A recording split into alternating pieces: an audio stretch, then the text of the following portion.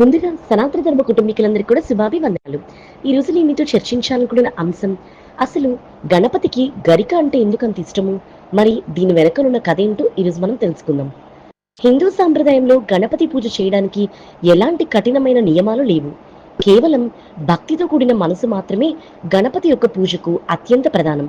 వినాయకుడికి ఆడంబరంగా ఏమీ సమర్పించకపోయినా కేవలం గరిక ఒక్కటి సమర్పిస్తే చాలు వినాయకుడు సంతుష్టుడవుతాడు. అసలు వినాయకుడికి గరికతో ఏంటి సంబంధం ఇప్పుడు మనం తెలుసుకుందాం.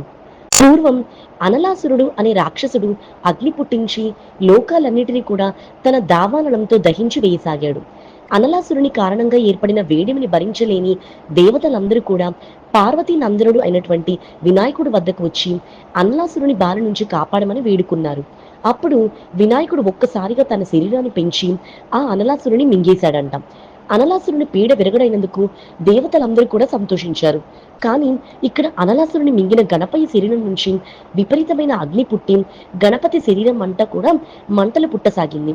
గణపతి శరీరంలోని మంటలు తగ్గడానికి సాక్షాత్తు చంద్రుడు వచ్చి ఆయన తలపై కూర్చున్నాడంట. అయినా కూడా గణపతికి మంట తగ్గలేదు. ఇక గణపతి శరీరంలోని మంటలను తగ్గించడానికి దేవతలు ఎన్నో ప్రయత్నాలు చేశారు.